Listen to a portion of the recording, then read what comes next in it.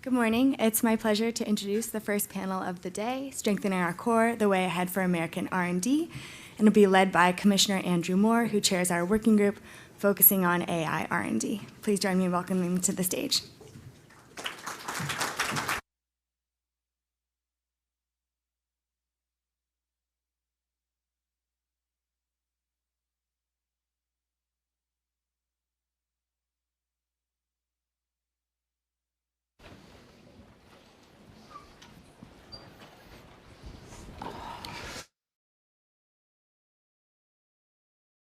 For coming here today. We are having a discussion related to Working Group 1, which is looking at the basic questions around research in the United States. I'm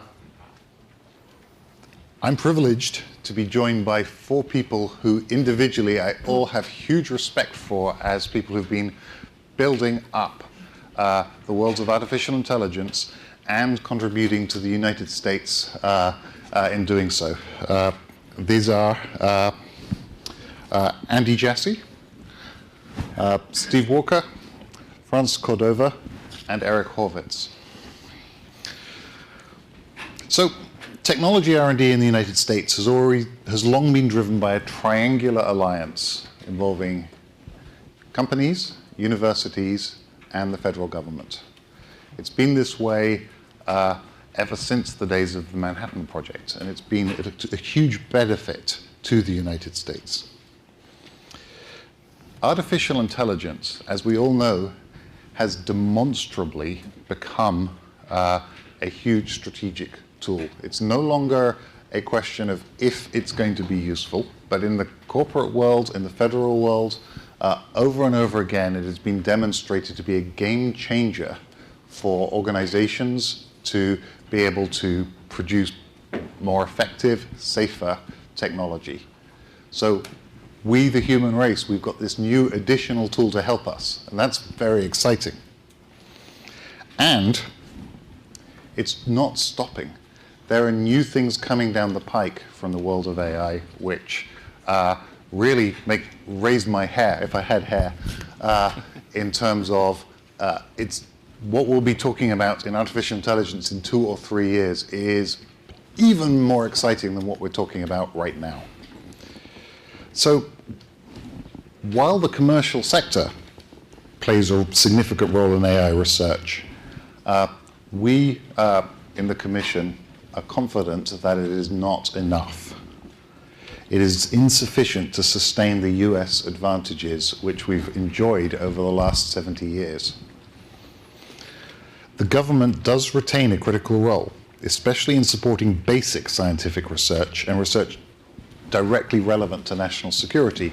Many of these exciting things coming down the pike, which are game changers, are currently happening in our national labs and especially in our universities, not entirely in our commercial organizations. What this working group has done since April is we've engaged stakeholders across the our AI R&D environment, people in academia, people in government, and in the private sector. And in doing so, we've come to several key consensus judgments on the research environment. So I'm going to quickly go through the list, and I'm going to ask our panelists to expand on their thoughts around it. Something we'd expected when we started, but we are now confirmed, is that federal R&D funding for AI has not kept pace by almost any metric in terms of the number of researchers, the economic impact, the pie chart of where our competitors are investing research. On all of these, the United States has currently come short. We believe the government needs to reevaluate its AI R&D budget levels, not necessarily running things as business as usual, but potentially being more flexible about the way we invest in these areas if we want to see this continuing wave of innovations coming down the pike. We recommend that the US government identifies, prioritizes, coordinates, and urgently implements national security-focused AI R&D investments.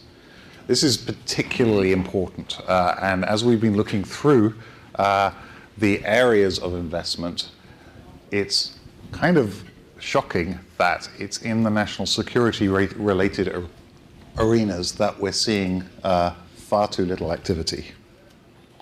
There are untapped opportunities around where we do believe that it is possible to build an AI R&D research ecosystem in the United States, mainly based on clusters and really bringing in the whole country and different segments into this grand challenge. Another of our conclusions is that in many places there are bureaucratic and resource constraints which are hindering the national labs and other federal R&D locations from being able to come to their full potential. And I personally have really seen this in heroic parts of the federal government where folks have had to fight hard, maybe harder on the bureaucracy end than on the technology end, to get their artificial intelligences actually deployed and useful. I and many of my colleagues weren't born in the United States. And we came to the United States because it's the absolute, at least for our generation, it was the absolute center of the world for excellent research.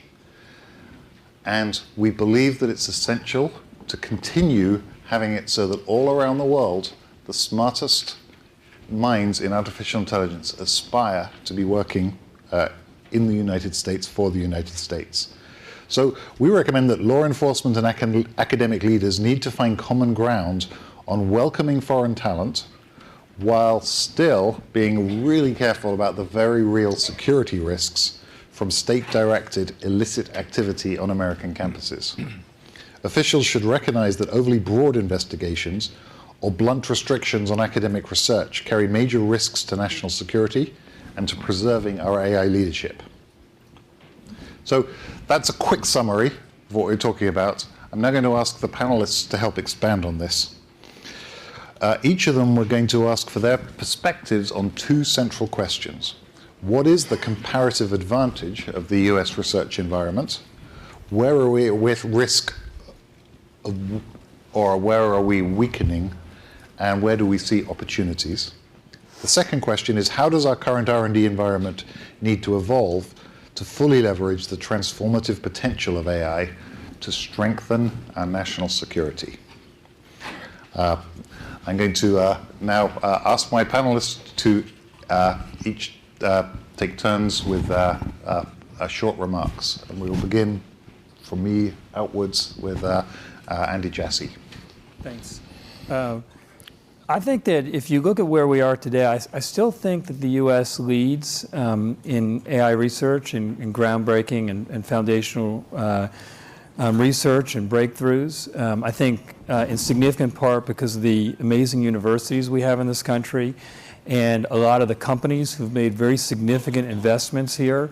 I think we have an unusual amount of talent here, as Andrew referenced earlier, and I think there's an unusual entrepreneurship community in the United States. I mean, most of the even early stage startups today are using machine learning and AI in their early stage businesses. So I think we have a lot of advantages that we've started with, but I think others are catching up. And I think you see it particularly with China and to some extent Russia as well, and they're primarily top-down, government-driven in terms of what's happening. And you know, in the business I work in every day, which is our cloud computing business called AWS, we often get asked, what are the biggest differences between companies that are making a big move to the cloud versus those that just talk a lot about it? And oftentimes what it really is its alignment at the senior leadership levels at that organization, and then an aggressive top-down goal that forces the organization to move faster than it organically otherwise would. And I think that, you know, in the U.S., we haven't yet taken that mantle of that top-down leadership. We don't have a top-down aggressive goal. We're not funding research and AI like we really mean it yet. We have a start, but not really like we mean it yet. We haven't kind of provided guidance and regulations on how to use the technology and AI so that we make sure we're using it responsibly, but we also get out of our own way with all the debates on how to use it. And if you contrast that, you can look at China, where they are very aggressively driving it from the government top down. You know, they have a very clear incentive and goal to be #1 in AI by 2025. They have relatively few limitations and constraints and regulations in how they act. And you know, they view it as a very important strategic initiative to lead in this area because they believe it's the future of really almost everything that we touch in society. And so, you know, I think that Russia may be less expansively than China, but still very big top-down investment to use AI to their benefit in the military. So I think when you get back to our country, we need to pull together a more significant top-down strategy. You know, I think one of our jobs as governments, as a country, as companies, is to try to look around the corner and see what may be coming before it has meaningfully negative impact for our citizens or our customers and whatever we do. And I think you can look at where we are today, and you know, this may not be exactly that Sputnik moment, but you can see there is a huge amount of activity and momentum right now in AI, and we need to look around that corner and pull together a top-down strategy that allows us to invest in this transformative technology the way we should. Thank you. Great. Steve Walker, Director of DARPA. I like the title of this panel, Strengthening the Core, because I think our core is pretty strong. I mean, the core, when I think about the core of our R&D environment in the country, I think about how Vannevar Bush first stood it up, right? Academia, the private sector, industry, and government pulling together in this loose federation, our development community. You know, out of that concept, sprang NSF pretty quickly thereafter. Took a little bit longer for DARPA to pop up in 1958 after Sputnik. And this sort of loose federation of entities or ecosystem has really served us well through World War II and after during the Cold War. I don't want to change that system. I think it works well, at least from the standpoint of innovation and allowing ideas to come bottoms up, which is really the DARPA model. Hire the best people you can bring into the organization and turn them loose, allow them to fail, measure their progress, but give them the freedom to innovate. That works well for our country, and I think it's working well in the AI domain today. What may not be working as well is some of the seams that have grown up between those different communities for various reasons. And so I think one of the risks or the weak points there in the system that we've used over these many years is building those bridges again between those communities. And you know, in national security and the defense sector, we have the defense industry. We work with them all the time on military application, and that's great, and it works well. But we have a whole commercial sector out there that is really focused on developing AI tools and techniques. And DARPA, we at DARPA interact with that community as well. But building the bridges a little tighter between the commercial sector and the defense sector on the application side of AI, I think is going to be critical as we move forward. I'm pretty comfortable this country is still innovating better than anybody on the research side. And there is pressure at our academic institutions for various reasons. Talking to Kathleen, who's a DARPA alum before, who's running a department at Tufts, computer science department. Lots of students coming on board, which is a great thing. But giving them something to do after they graduate, and not just in the commercial sector, but also the defense sector, I think is going to be important. You know, you said it, Andrew, early on. You know, we want to continue to be the country that attracts the best and brightest people from all over the world. And the last thing we want to do is train them here and have them go home. We want to keep them here if possible, and so that's going to be important. That's a weakness that's popping up that we really need to deal with, I think, as a nation. I can't remember what the second question was. Well, in fact, you've been super helpful in all of this, but it is the question of how the current R&D environment needs to evolve. Yeah. So, and I'll talk a little bit more about it, hopefully in the open session, but one of the things we've done in the electronics sector is DARPA has led an effort called the Electronics Resurgence Initiative, which has really, I think, it's about 2 years old, but has really been successful at bridging that gap between the commercial microelectronics companies and the defense sector companies working in electronics who need those devices. Academia is the foundation, working with companies across the board, but working with both sides of that industrial aisle to get the best electronics we can, which is really in the commercial sector now, over to the defense sector for national security purposes. I'd like to explore that, I think, a little bit more for the AI community, because I think it's not as far along. I completely agree. So much of AI is now becoming hardware and compute bound. Yes. Dr. Cordova. Hi, good morning, everyone. About to lose my voice with the cold. I am very glad to be on this panel, and especially we've had so many connections on this panel. Let me mention a couple of those first. So Steve and I chair the White House's Select Committee on Artificial Intelligence, and that brings together all the agencies that are involved to talk about what we're doing and how we can grow and do more together. And most recently, DARPA and the National Science Foundation that I had have agreed on a project, $10 million each, to foster work on machine learning together to fund proposals there.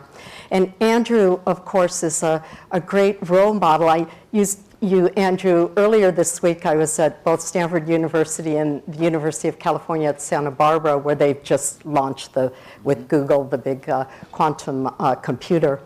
And Andrew is my role model for how universities should change and think about what's a professor. He's gone in and out of universities. He's been a dean at Carnegie Mellon, and now he's back in industry, but he circulates, as do many of the computer and information scientists at our universities in this country. But I think that should be extended to the whole domain of the professoriate, that we should think, get out of our old school models of professors with tenure and so on, and be really encouraging the churn that is so important. I have a figure up here, a slide, which is a famous slide from about the year 2012, a report of the National Academies. It's called the tire tracks slide because they look like tire tracks. But what it is are different industries within the whole computer and information science domain that you can see on the tops of the tracks that are all connected and show the uniqueness of the ecosystem in this country between the government, which funds the long-term investments, and that's the red line that starts very early on, like the National Science Foundation would be a good example, DARPA another. We fund research that we don't even know where it's going to ultimately wind up. As Eric Schmidt himself has said at a commencement address that we often quote, that NSF is where all the interesting things get started. Thank you, Eric. So interesting things get started on those red lines way long time ago, and we invest for a long time. Then industry gets interested in some of the potential applications. Those are the next track over, and starts seeing how those can be blended with other innovations and create products. And then the final line, the green line there, is when businesses develop and become million-dollar businesses and then billion-dollar businesses. And this is something that we have in this country that we should treasure, is that relationship, interrelationship, and that feedback between industry and academia, because that's where what the government is funding, is all these amazing talented university people. So another point that I wanted to make is where NSF's investments are going. We spend about $500 million a year on artificial intelligence, and that 85% 80% of everything we fund goes to universities. That's where the talent is.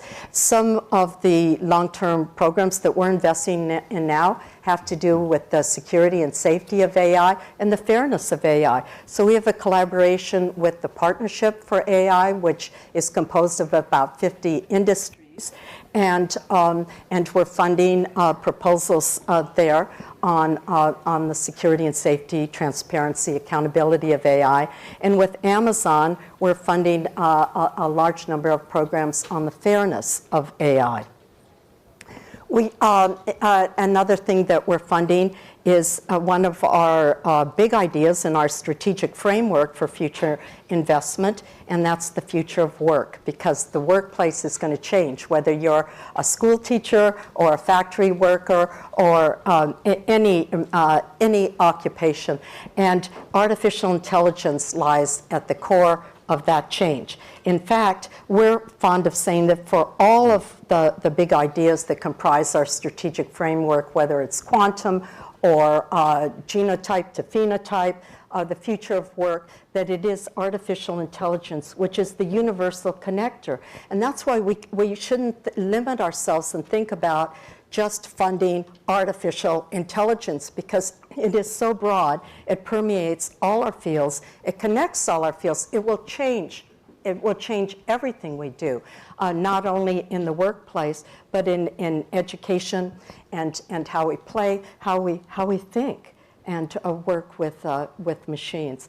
So the last point I want to make is, in talking about universal connectors, I think about the glue that binds all of the disciplines together. And recently, as I said, I was in Santa Barbara, and that is the home of one person who invented Gorilla Glue, which some of you may have used. And that person turns out to be a friend of mine for a very long time. Our kids played soccer together. And he is a woodworker, and that's why he developed Gorilla Glue. And to me, that is a key example that we talk about wonderful discoveries that are transformative, either in a little space like that kind of glue, or a huge space like the AI glue. But it all devolves to people, to individuals that we fund early on to just experiment. And as they need to do things and they need to improve what they're doing, they become inventive. And they use chemistry and physics and mathematics, computer science, all the basics in order to do that. So an emphasis on the workforce and funding the workforce, training the workforce, has to be a huge part of how we're thinking about the future. And that's a key goal of the administration and Congress and all of our agencies. Thank you. Dr. Cordova and Dr. Walker, both of you have been huge champions of artificial intelligence for the United States, and I really want to thank you for that. Our final panelist, Dr. Eric Horvitz. Yes, so the U.S. is in a very good place. We've had a great history of leadership in creative innovations with AI, going back to Vannevar Bush, Jassy Licklider at DARPA, and leadership there. Herb Simon, Alan Newell, John McCarthy, founders of the field of AI. But we could do a lot better. And I see great opportunity with bringing together government agencies, academics and academia, as well as industry, to think through next steps in where we go, and to address some of the hard challenges and opportunities coming to the fore. As the director of Microsoft Research worldwide, I've grappled with coming up with innovative models to bring together academia and industry, new kinds of positions, new kinds of resources, providing data sets of various kinds to academics and powerful compute that they might not have, for example. Providing homes in industrial environments for academics to understand some of the basic real-world challenges that are being faced in engineering, as well as in the hard problem-solving tasks ahead.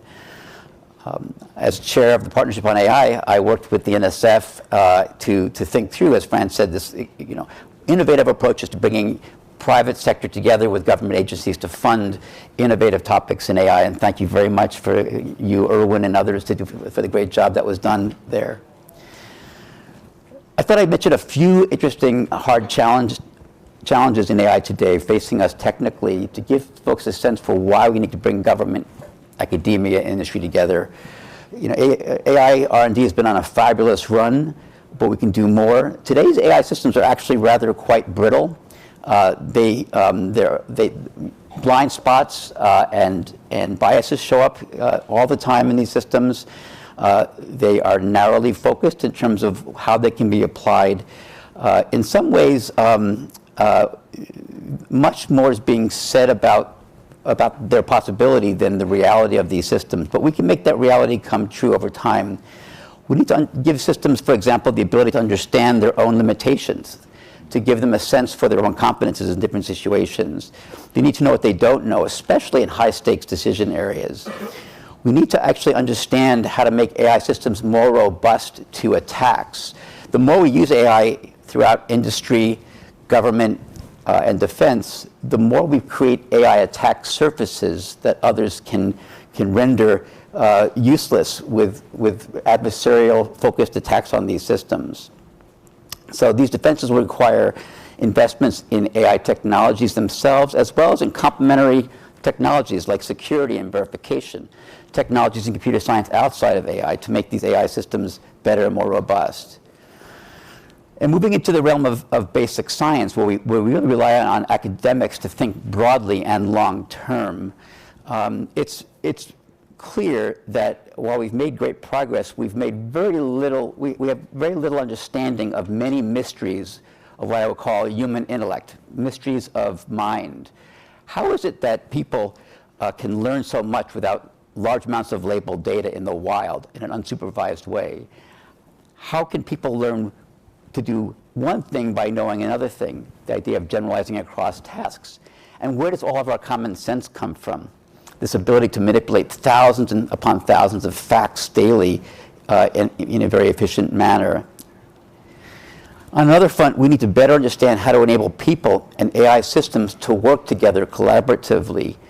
Human oversight and controls are a critical foundation of AI in DoD and related national security efforts. And so there's great opportunity ahead on R&D on methods that enable AI and people to work in a seamless manner together, focused around the principle and goal where AI augments and extends human intellect, where we work to mesh the intellect of machine and human to create a better whole. And finally, we need to really understand how to move even today's technologies into practice.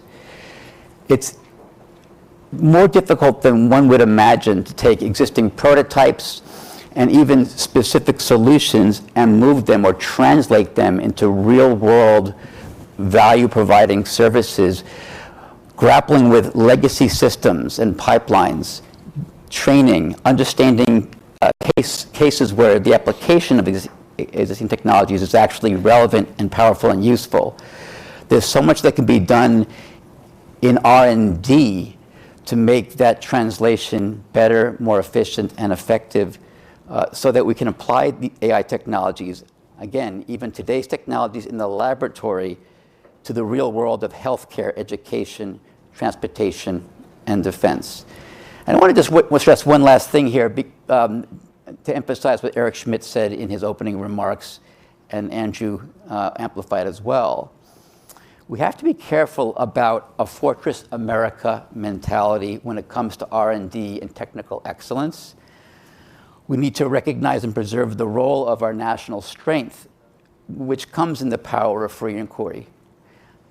Going back to Vannevar Bush, Licklider, and our history of science and technology. So U.S. restrictions to protect national security and intellectual property have to be narrowly tailored to specific threats so that they don't hinder our academic and commercial leadership in AI.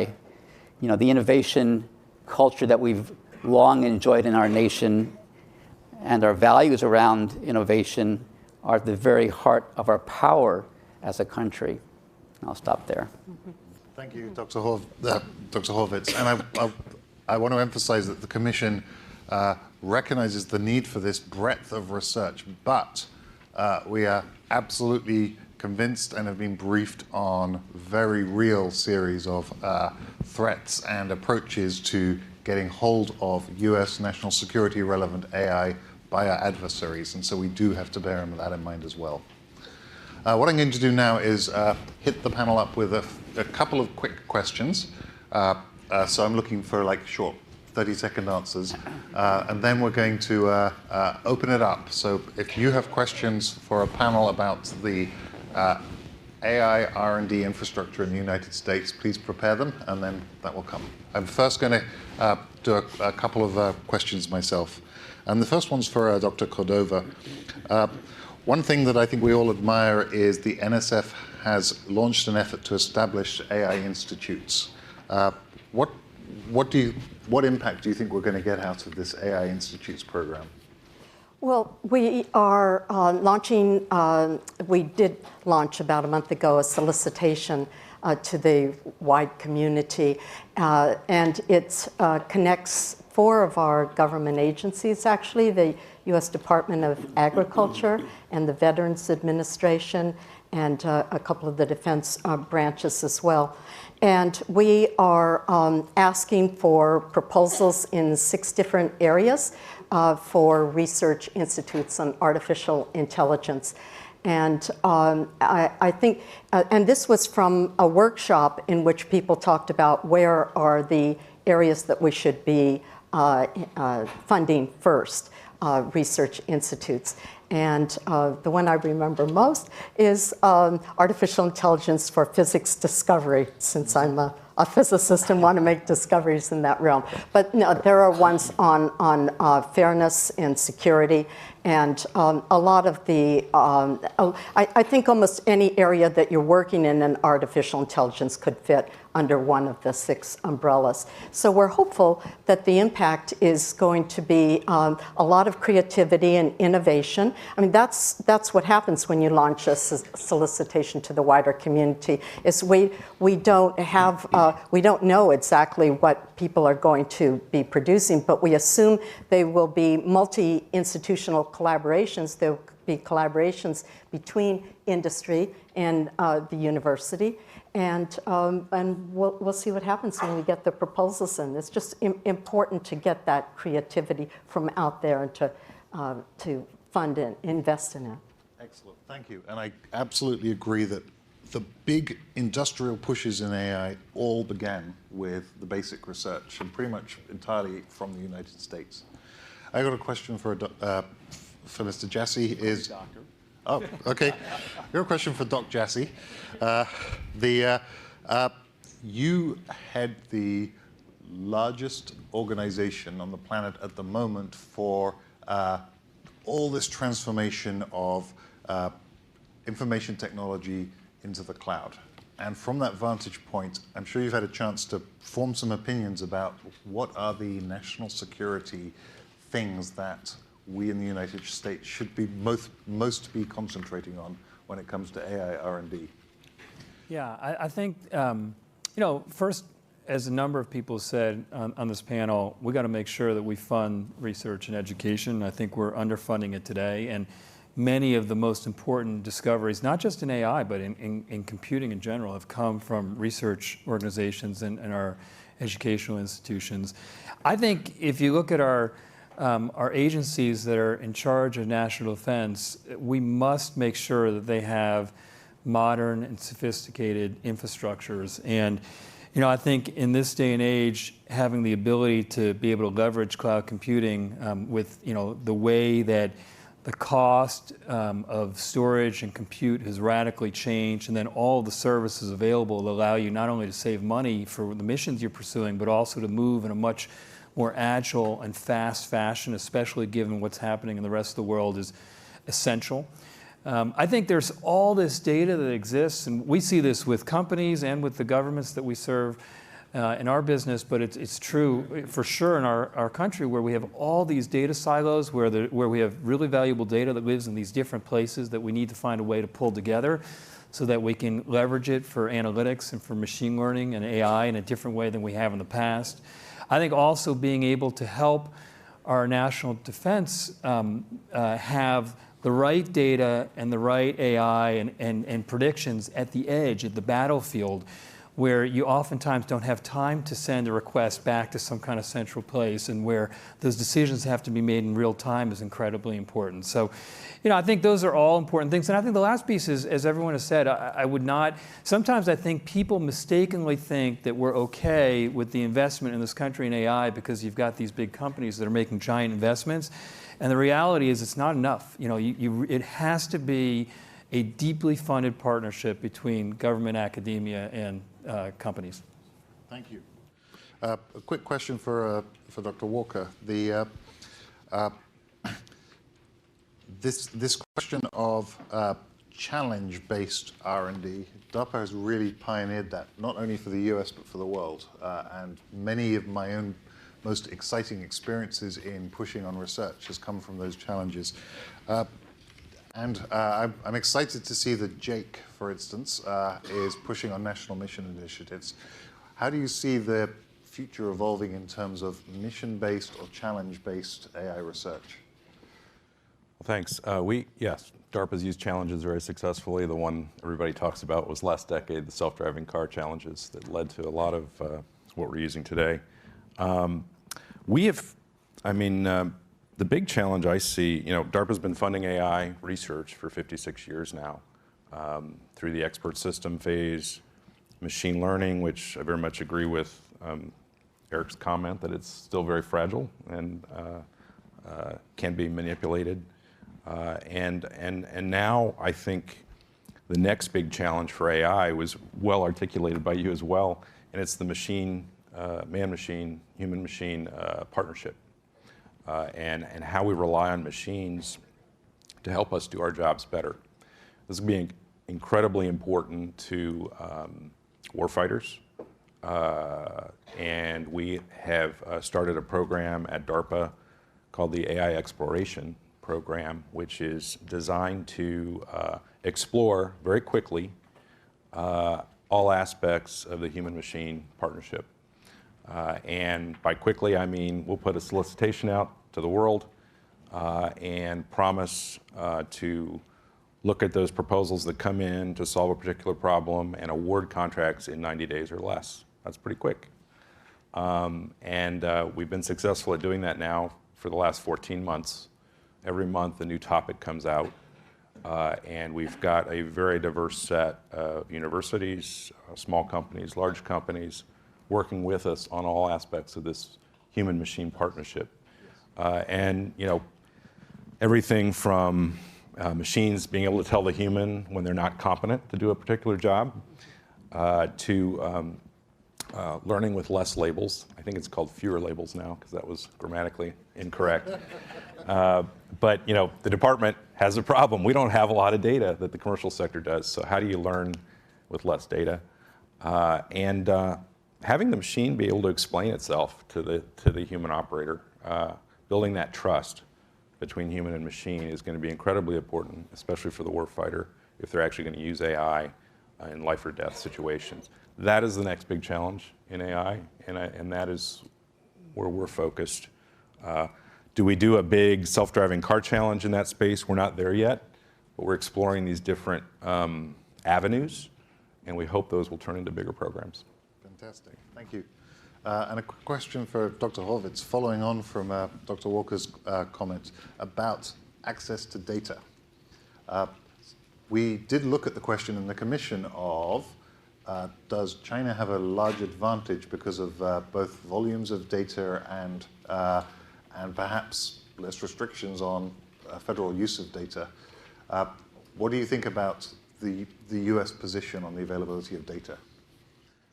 So let me just say that whether you're China or the US or any nation state or research team, we hear a lot about big data, but we're really in a world of data scarcity when it comes to specific tasks and needs operationally. This means we need to innovate. We need to come up with research programs that enable us to understand how best to leverage models, simulations, data generalization techniques, as well as where we can to transfer or generalize from the data we have to new settings through technologies we refer to broadly as transfer learning. These are all interesting challenge and opportunity areas for AI research. They're all going to require government engagement with scenarios and people and ideas and funding, private sector ideas, because it's more competitive terrain when it comes to understanding how to make the most of our data and to generate new data sets that are specific and aimed at particular applications, and academia for the incredible lifeblood of ideas over the horizon thinking about this.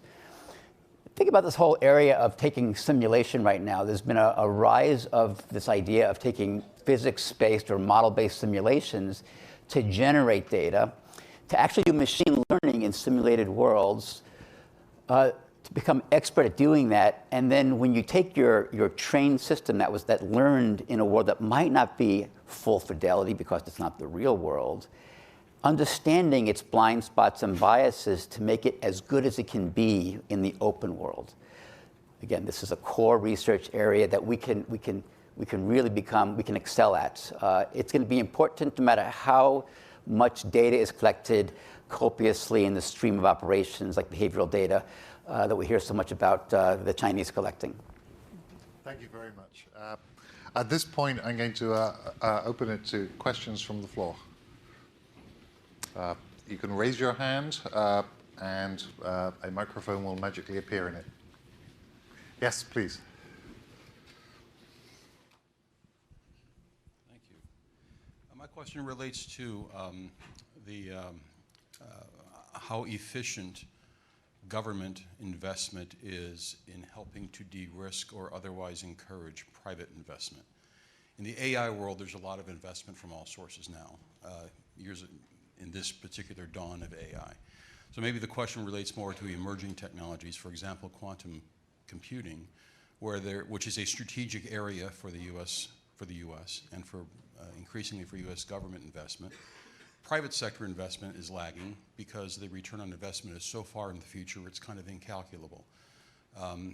That's not true for AI today.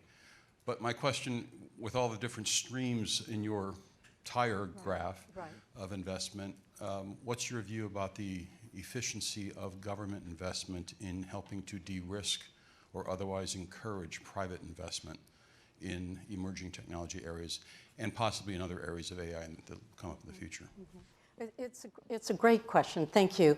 And so the whole idea of having some bodies, some agencies like the National Science Foundation fund the earliest research is to de-risk it, but over the long term. Our investments sometimes are very, very small. You take 3D printing. We were the first agency to invest in one single University of Texas at Austin researcher, and everybody thought it was crazy. This, what is this about? Where's this going to go? And of course, it's gone very, very big. And many of the technologies that comprise our cell phones, in the very beginning, they were thought to be, just not very interesting or useful. So we invest at a time, and for not very much money, when things can grow and they can develop some interest and some prototypes.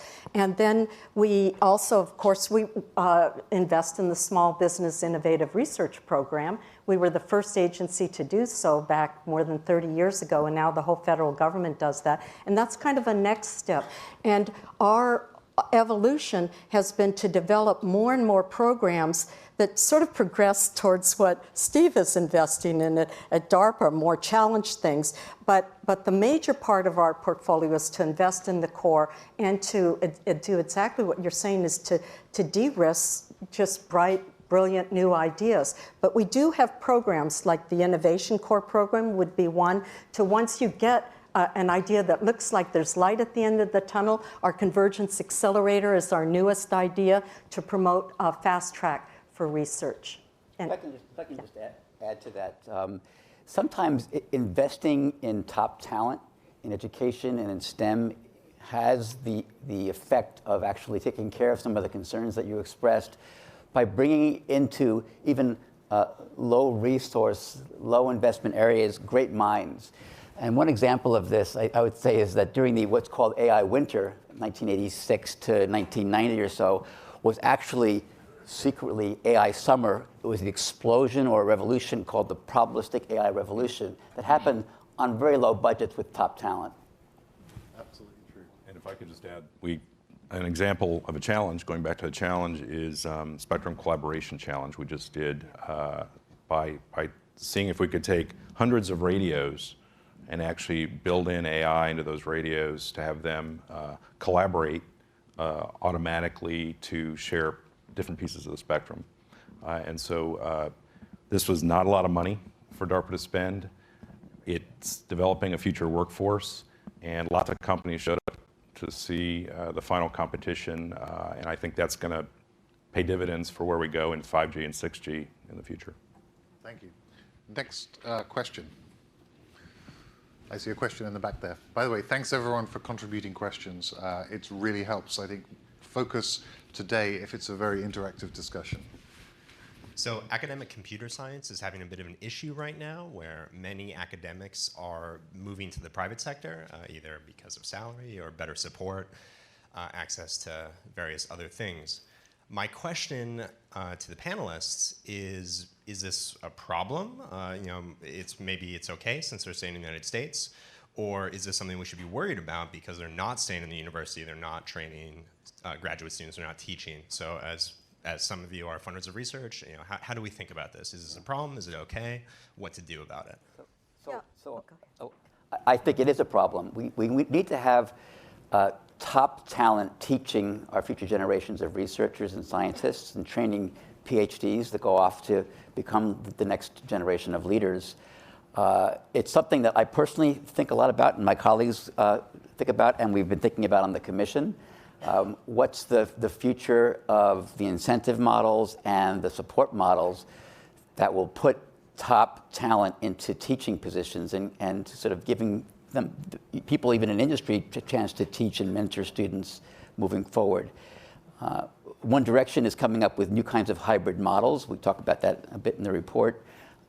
We see interesting innovation going on there by major companies as well as universities who are on both sides, for example, loosening up the tightrope of IP concerns to enable more of a back and forth visitation of top talent. So I think we're going to see some innovation there in terms of the actual, we'll call them the education and business models.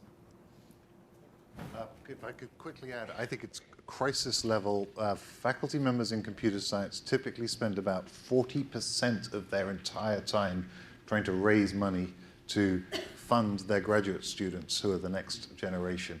And it's getting to be a pretty brutal life, and we're losing faculty members to other countries and to industries. And frankly, the same problem is happening for our national labs as well. Those of us in the big internet companies, we kind of are often asked, are we okay with hiring folks out of faculty positions? And I want to turn this over to Andy to say what do we big internet companies think about this issue? Well, I think the panel is capturing it. I mean, we do bring in faculty members to these companies, and they've added quite a bit, but I think it's really concerning if we don't have people staying in academia and if we don't build the right types of partnerships. And yeah, I think the way that the way we think about it, and I think also it just makes common sense, is that if you have the right types of people who are trying to do research and trying to find breakthroughs that change the way that we're all able to operate, they're a type of builder that needs to have challenges that are motivating to them. And so if the set of interesting challenges stops with the thesis, then it's, they're on to the next thing, and they're less likely to stay. And so I think we have to, both industry as well as a government, we have to find ways to provide and fund the right types of initiatives that really are game changers, that incent the right types of people to stay and continue to be in academia and to solve some of the hardest problems and to help teach others as well. Thank you. And we have to provide stable funding for young people. That's the comment that I got in going around giving talks at universities this week, is that students are just not secure, that they have to work so hard to get this grant, and as you said, 40% of the time of them is spent on all the infrastructure to do with the grant. And so they get discouraged and want to go off to industry. That said, one of the best examples I saw of the potential for the future was the quantum computer, the Sycamore computer example. So we visited John Martinez, who's the lead author on that paper that just came out about the quantum supremacy in computing, and he's at Google in Santa Barbara, and he's really a faculty member at UC Santa Barbara. And I said, where do you? And so he was showing us all around the lab and the computers inside their insulators and such, and we got to do the programming and so forth. And I said, where do you make the chips? And he said, oh, over at the university, they have the clean labs. So, I mean, look at how that's leveraged, that investment of ours, and we're funding the quantum foundry there. So and all the students that are now at Google and going back and forth. So there is hope that we can do this, but we have to do it over a broader set of domains than just specific examples here and there. Andrew, if I could make one last comment, maybe this is a call to myself and others.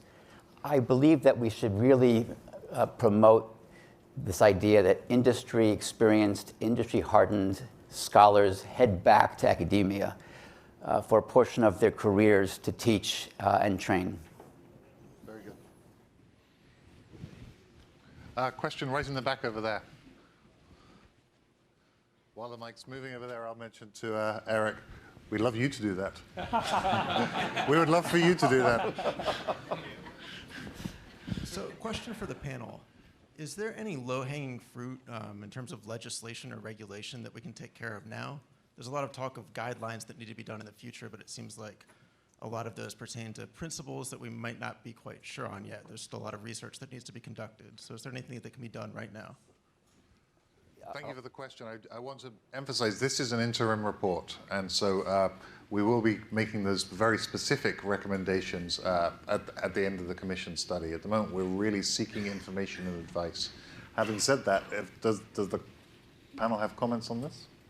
You know, there are rising AI technologies that provide new powers to private and public sector organizations and nation states.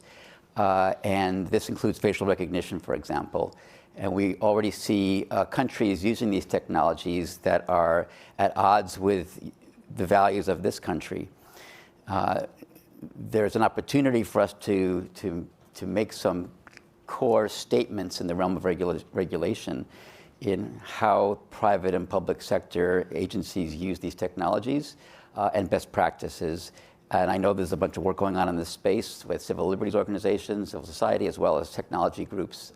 So I see that's one example of where there's a technology that's arisen. It's out there now. It can be used in a number of ways. It creates new kinds of pressures when it comes and uses when it comes to human rights, potential risks to human rights like freedom of expression, freedom of assembly, and privacy that we can start thinking deeply about as a country and nation. I'll add one. And just generically, we talked a little bit about workforce in academia and in corporations, but the Defense Department could actually use more AI experts. And in order to do that, you're going to have to boost some of those salaries to attract the best and brightest people, at least for a time. So if there are proposals on the Hill to do that, at least in a pilot type program, that would be extremely helpful to the Defense Department. Yes.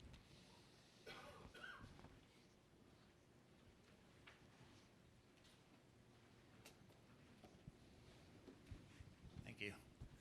Jim Keffer from Lockheed Martin. We heard about going after top talent, university grants, going after those college type of students. My question refers to way before that time, when the kids are in kindergarten and first grade, second grade, and deciding that and haven't been told what they cannot do yet.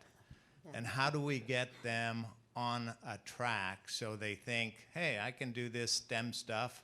Because I think as a nation, we need to grow the foundation. We need to increase the number of young people that are, very young people, children, that are interested in going in these tracks. We seem to focus a lot on the top-end talent, but I don't see enough focus on that very early talent that goes across the nation to rural areas and underrepresented groups. Is the commission focus? Does the commission have a focus on reaching into that very young group and trying to get them on a path? Because that involves, you know, secondary schools, middle schools, elementary schools, all that, teachers pay, all that. But growing that foundation, I think, is absolutely key. Otherwise, we'll be having this same discussion 10 years from now and 20 years from now. I think it's an extremely good point. Thank you for making it. And it is something that I think the Commission needs to focus on very carefully. Certainly, the White House put out its strategic plan for STEM education almost a year ago, last December. And one of the three major tenets, major goals in there is computer literacy. And another one is inclusion of all people in the U.S. in STEM occupations. It's something that NSF is really devoted to. We have a Computer Science for All program, which extends over many government agencies now, and also an Includes program, which is about inclusion and diversity in STEM, in the STEM workforce, starting from very young. And we're funding pilot programs all over the country. So this is very much a goal of the interagencies groups. If I could just quickly add that two-year colleges and opportunities for students who aren't the going to be getting into one or two of the elite four-year colleges we've talked about. Those two-year colleges are extremely important. And I think all of the big cloud vendors up here would comment that part of the big development work at the moment is creating tool sets to empower folks to be able to do useful machine learning, computer vision, speech recognition without needing that four-year education and a PhD. We have a question up here in the front.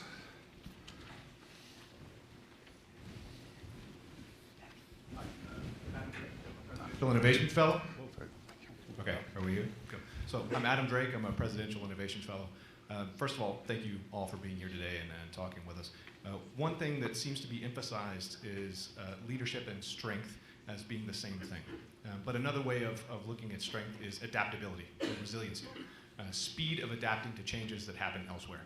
And a lot of the context for the conversation today is in being strong by being the first to develop something, which makes a lot of sense if it is hard to adapt the thing you have developed, if it requires a lot of hardware or other stuff.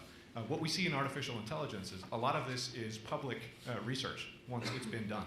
So it becomes more important to adapt to what is available than it is to be the first to have created it. So can you help me understand a little more your thoughts on the interplay between leadership in terms of being first and leadership in terms of being robust and speedy in how you adapt to what has been developed? So let me just say that I think that this whole effort on the National Security Commission on AI is part of being flexible and adapting by thinking across the nation as to how to be more adaptable, what we should be doing differently, how to move forward. As I said in my opening remarks, taking today's existing technologies and figuring out how to use them, starting with legacy systems and moving forward with technical refresh and use cases, is a deep and hard engineering and technical challenge in itself, a scientific challenge.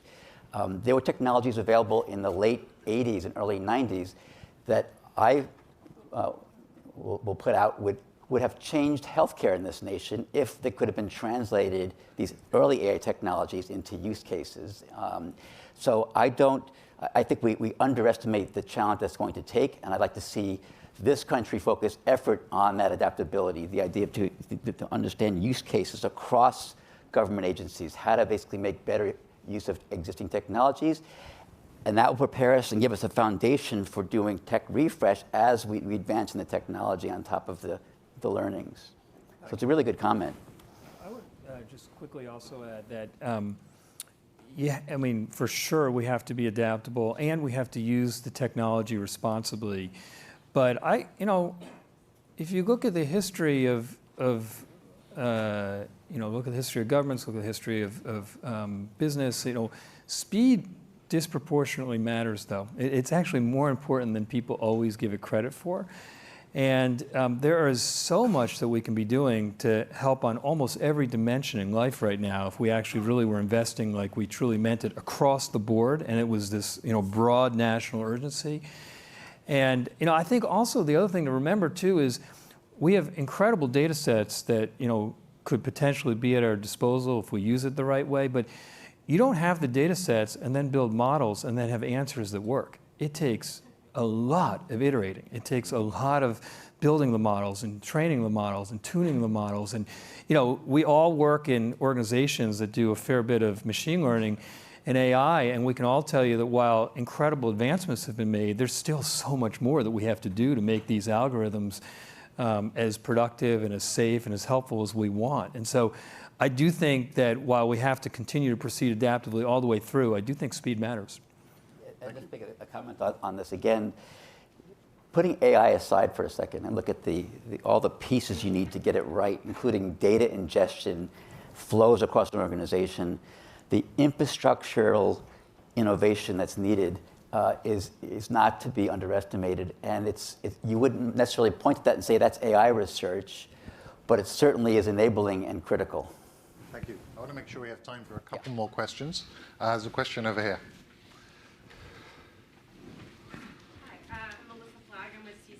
And I think that we had an unintended consequence of sort of federal funding and research to academia that led us to start buying professors out of teaching. So the teaching deficit in sort of training the next generation of scientists and engineers is not just a problem that they're going to industry, it's also a problem that as soon as they get an NSF grant or a DARPA grant or an ONR grant, they get bought out of teaching. And so I think we could think about using the NDAA or other sort of approaches to actually think about funding lecturers and funding adjunct faculty at a living wage. It shouldn't be an act of charity to educate the next generation, and that is actually something that NSF and ONR and other places should really be thinking about. And I think the DoD is an opportunity here specifically to get people excited about security as an avenue in thinking about funding actual educators as opposed to just funding the research. We need both, but I think right now we're disproportionately skewing to the research. Very, very good points. Any comments on this? She's right. Yeah. Yeah, I've absolutely seen this.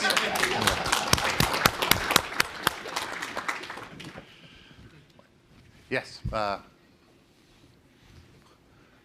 the way, it turns out there's a line of sight I cannot see in that direction or that direction, so please yell or something if you're in that direction. Hi, thank you. Can everybody hear me? Hi. Yusuf Azizullah, GBAC CEO, Global Board Advisors. Faculty at University of Maryland, also strategy, and Germany's Mannheim Business School.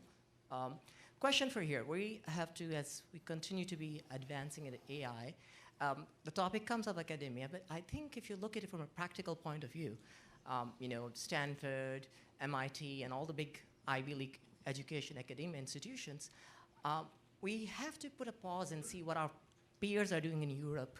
And a great case study comes from Finland. Their University of Helsinki, which I actually did, is they're giving free AI courses. And more than 200,000 people, the masses have taken this free artificial intelligence course, Elements of AI. I think we have to solve the problem is not only the labor, but also from how do we educate our advanced citizens, the point of the Lockheed Martin earlier, how do we have a fair chance for a guy sitting in West Virginia from a kid growing up in Silicon Valley.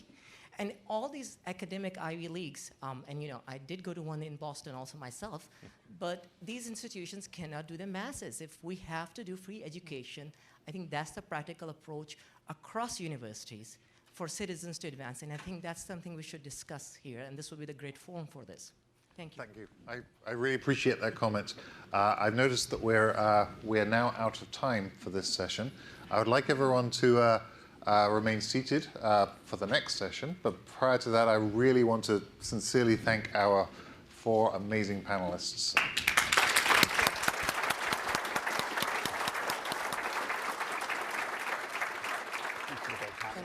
Thank you. And as this panel leaves the stage, I would like to welcome my fellow Commissioner, Safra Katz, who leads the Commission's working group on applications of AI for national security. Thank you.